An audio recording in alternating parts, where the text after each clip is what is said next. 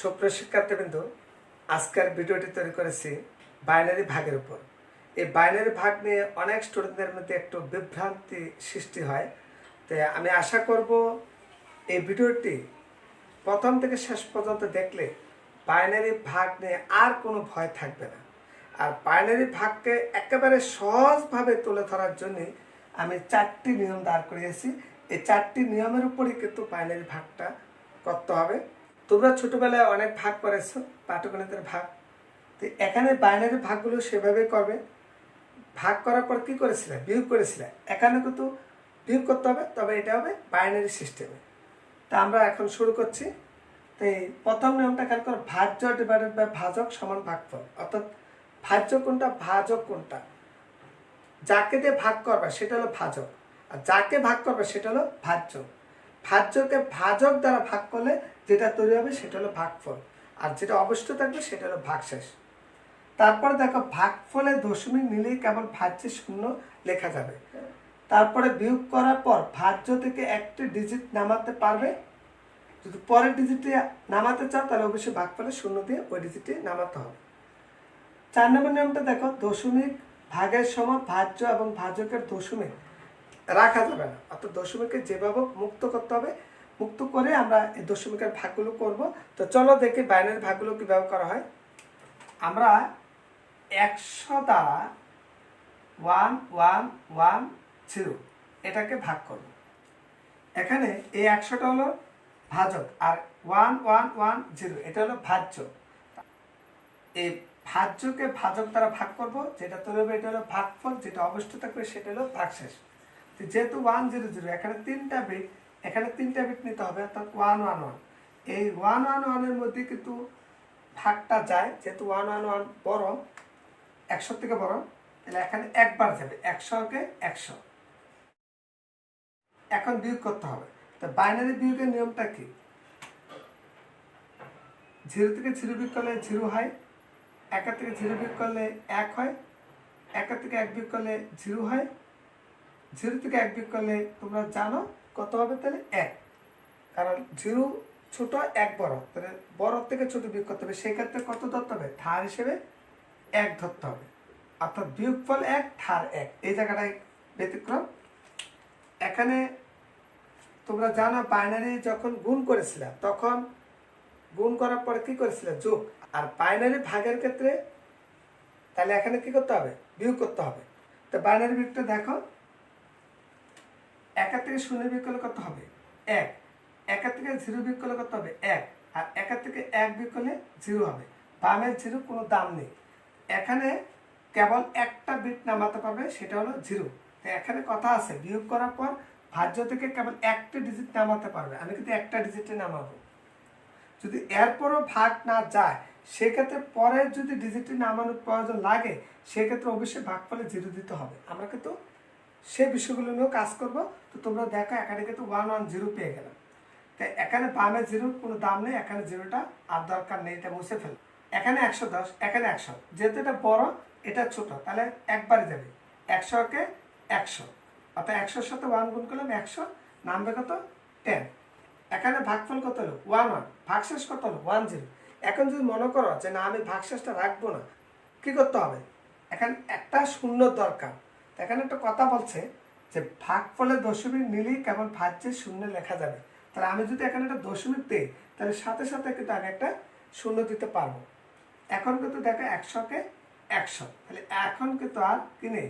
বিয়োগ করলে 0, অর্থাৎ আর কোনো ভাগশেষ নেই, অর্থাৎ ভাগশেষ 0। ভাগফল হয়ে গেল, তাহলে এখানে 11.1। নেক্সট অঙ্কটি খেয়াল করো, 1001, এটাকে আমরা 11 দ্বারা ভাগ করব। এটা বাইনারি, এটা বাইনারি, তবে এটা হলো ভাজ্য। অর্থাৎ প্রথমটা থাকবে ভাজ্য, পরেরটা থাকবে ভাজক। তাহলে আমরা 11কে 1001 দ্বারা কি করব? ভাগ করব। এখানে 2টা ডিজিট 11, এখানে যদি 2টা ডিজিট নাও তাহলে 10। 10টা কিন্তু ছোট, তাহলে হবে না, তখন কিন্তু আরেকটা ডিজিট বাড়াতে হবে, অর্থাৎ 100 নিলাম। তো এখন 11কে কত হবে? 11। বিয়োগ করলে কত হবে? ওই আগের মতোই, 0 থেকে 1 বিয়োগ করলে 1, তাহলে ধার নিতে হবে 1। তো ধারের জন্য আমরা কোথায় যাচ্ছি? শূন্যের কাছে গেলাম, গিয়ে কিন্তু 1 পেলাম না, তখন কোথায় যেতে হবে? 1 কাছে যেতে হবে। এখানে গিয়ে আমি 1 পেলাম, তাহলে নিয়ম অনুসারে কি হবে? প্রথম তীর চিহ্নটা 0 হবে, পরের তীর চিহ্নটা 1 হবে। এই যে দেখো 1 1 বিয়োগ করলে কত হবে? 0। আর এখানে তো আর 1 নয়, এটা কত? 0 0 0 বসে গেল। তাহলে বামের সংখ্যার কিন্তু কোনো দাম নেই। তাহলে এখানে ইচ্ছা করলে বামের সংখ্যা লিখলেও হবে, না লিখলেও কোনো আপত্তি নেই। তো বিয়োগ করার পর কয়টা ডিজিট নামাতে পারবে? একটা ডিজিট। এই যে একটা কথা বলা আছে, বিয়োগ করার পর ভাজ্য থেকে কেবল একটা ডিজিট নামাতে পারবে। আমি একটা ডিজিটই নামালাম, এখানে 11, এখানে 11, তাহলে 11 কে কত? 11, তাহলে কিন্তু 0। তো দেখো এখানে ভাজক 11, ভাগফল কিন্তু 11, এবং ভাজ্য হলো 1001।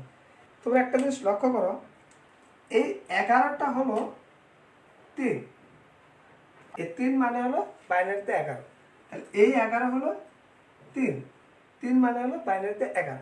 আর এখানে দেখো 1 ডবল হলো 2, 2 8 ডবল 4, 4 8 ডবল 8, 8 8 ডবল 16। যেহেতু 1 0 0 1, তাহলে আমরা কি লিখতে পারি? দেখো 1 0 0 1, 1 মানে হলো 1, 1 মানে হলো 8, 8 যোগ 1 তাহলে কত? 9। তাহলে এটা হলো 9, 9কে যদি 3 দ্বারা ভাগ করি তাহলে ভাগফল কত হবে? 3। খুব ইজিলি ভাবে আমরা অঙ্কগুলো করতে পারছি। খুব নেক্সট অঙ্কটি খেয়াল করো, 101 101, এটাকে আমরা ভাগ করব 101 দ্বারা। তাহলে এখানে ভাজকটা হলো 101 আর ভাজ্যটা হলো 101 101। এই ব্যাপারটা একটু খেয়াল করো। 101, তাহলে আমাকে এই 3টা ডিজিট নিতে হবে। তাহলে 101-এর সাথে 1 গুণ করলে 101 হবে, তাহলে বিয়োগ করলে 0 হয়ে যাবে, 0 0 0। এখন আমি কয়টা ডিজিট নামাতে পারবো? একটা ডিজিট। বিয়োগ করার পর ভাজ্য থেকে কেবল একটা ডিজিট নামাতে পারবো। আমি একটা ডিজিট নামালাম, 1 নামালাম, কিন্তু দেখো ভাগ যাচ্ছে না। তখন আরও ডিজিটের প্রয়োজন আছে, ডিজিট কিন্তু আছে কিন্তু নামাতে হবে। সেক্ষেত্রে বলা আছে পরের ডিজিটটি নামাতে হলে ভাগফলে 0 দিতে হবে। এখন কিন্তু ভাগফলে আমি 0 দিতে হবে এবং এই ডিজিটটি আমি নামাতে পারবো, অর্থাৎ এই 0টি নামাতে পারবো। তখন আমি 0টি নামালাম, এরপরে দেখো আর ভাগ যাচ্ছে না, কারণ 10 101, কিন্তু আমার হাতে কিন্তু আরও ডিজিট রয়ে গেছে, নামাতে পারবো। কিভাবে নামাতে পারবো? তখন কিন্তু আবার একই নেবে, পরের ডিজিটটি নামাতে হলে ভাগফলে 0 দিতে হবে, অর্থাৎ এই 1টি নামাতে পারবে, সেক্ষেত্রে আবার ভাগফলে 0 দিতে হবে এবং সেক্ষেত্রে এই 1টি নামাতে পারবে। তখন তাকে 101-এর সাথে এই 1টা গুণ করো, এই 1টা গুণ করলে কি হবে? 101। তো দেখো এখানে কিন্তু কি হয়ে গেল? 0 হয়ে গেল। তো তোমরা কি দেখলে? বিয়োগ করার পর একটি ডিজিটই নামাতে পারলে, অর্থাৎ 1, কিন্তু পরের দুটা ডিজিট অর্থাৎ 0 এবং 1 যখন নামানোর প্রয়োজন হলো, তখন কিন্তু ভাগফলের দুটা 0 দিয়ে কিন্তু 0 একটা নামাতে হয়েছিল। তখনই গিয়ে আমি 101-এর সাথে 1 গুণ করে 101 পেলাম, অর্থাৎ বিয়োগ করার পর আবার কি পেলাম? 0 পেলাম। এখন ডেসিমালে দেওয়া থাকবে, তাকে কিভাবে আমরা বাইনারিতে ভাগ করি সেটা দেখব। এবার ধরো 40/20, তো এটাকে যদি ভাগ করতে যাও তাহলে কি করতে হবে? বাইনারিতে কনভার্ট করতে হবে। তাই যেমন 40-কে যদি তুমি বাইনারি করো কি হবে, আর 20-কে যদি বাইনারি করো তাহলে কি হবে? তো আগের ফর্মুলাটা অ্যাপ্লাই করি, 1 8 2 2 2 8 4 4 8 8 8 8 16 16 8 32। তাই তুমি দেখো এখানে 40 পাওয়ার জন্য 32 আর 8 নিলে যথেষ্ট। তাহলে এগুলো কি করতে হবে? 0 দ্বারা ফিল আপ করতে হবে। আর 20-কে তুমি 16 আর 4 নাও, 16 4 20, আর এগুলোকে 0 দ্বারা ফিল আপ করতে হবে। তাহলে আমার কিন্তু বাইনারি কনভার্ট হয়ে গেল। এই যে বাইনারি কনভার্ট হয়ে গেল, এটা ছিল ডেসিমালে, এটা ছিল ডেসিমালে, বাইনারি কনভার্ট হয়ে গেল। এখন আমরা ভাগ করব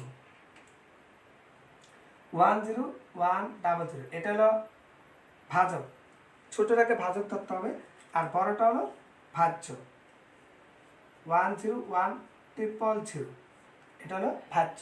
মনে রাখতে হবে প্রথমটা যেটা থাকবে সেটা হলো ভাজ্য, পরেরটা হলো ভাজক। তাহলে এই যে দেখো 20 মানে 10100 10100, আর 40 মানে 10100 এখানে এই কনভার্টটা কিন্তু তোমাকে অবশ্যই পরীক্ষা দেখাতে হবে, না দেখালে কিন্তু তুমি ভাগটা করতে পারবে না।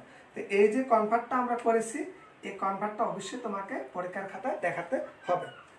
তারপরে তুমি ভাগটা করতে পারবে, অর্থাৎ এটাও দেখাতে হবে, এটাও দেখাতে হবে। 10100 এখানে কিন্তু হয়ে যাচ্ছে, দেখো তাহলে আমি 1 দ্বারা গুণ করলে কিন্তু হয়ে যাচ্ছে 10100, একেবারে খুব সহজে হয়ে গেল। তো কোনো ব্যাক পেতে হলো না, এখানে জিরোটা জিরো নেমে গেল। তো আমি এটার সাথে জিরো গুণ করলে তো আমি জিরো পেয়ে যাচ্ছে, তাই না?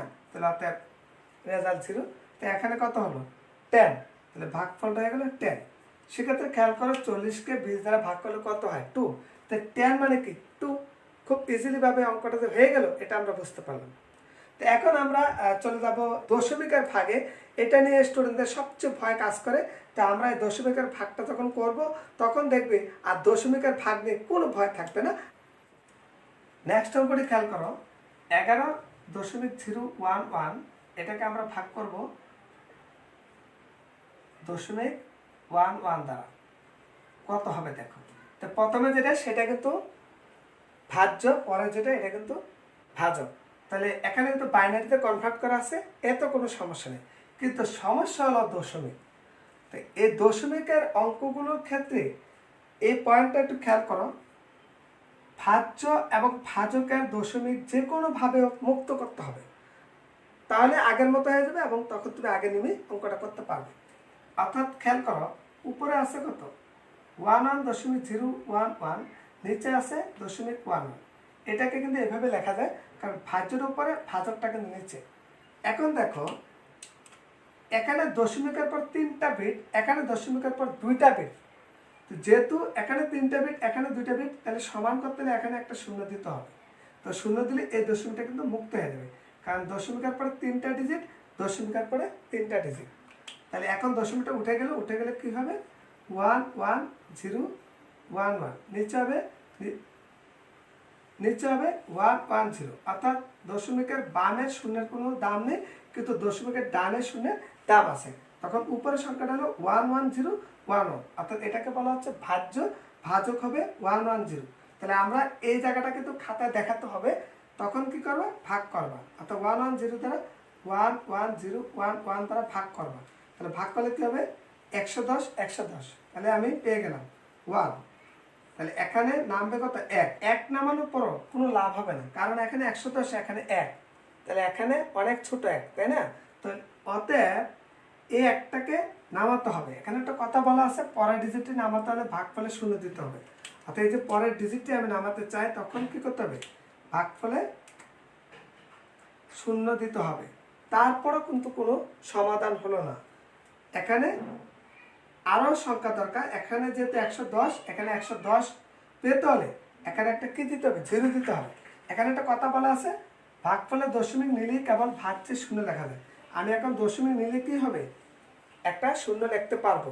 এখন কিন্তু মিলে গেছে, দেখো 110 সাথে 1 গুণ করলে 110, সমাধান হয়ে গেল। অর্থাৎ এটি হলো অ্যান্সার, 10.1 হলো ভাগফল। এখানে ভাগশেষ নেই, অর্থাৎ ভাগশেষ হলো 0। তা আশা করি এই বাইনারি ভাগটা যদি প্রথম থেকে শেষ পর্যন্ত মনোযোগ সহকারে দেখো, আমার বিশ্বাস তোমাদের বাইনারি ভাগ নিয়ে আর কোনো টেনশন করতে হবে না। এবার পরীক্ষায় যেভাবে দিতে চায় তোমরা অনায়াসে বাইনারি ভাগের অঙ্ক করতে পারবে। তাই আজকের ক্লাসটি ধৈর্য ধরে দেখার জন্য সকলকে ধন্যবাদ। নেক্সট ভিডিও আসার আগ পর্যন্ত তোমরা ভালো থাকো, সুস্থ থাকো।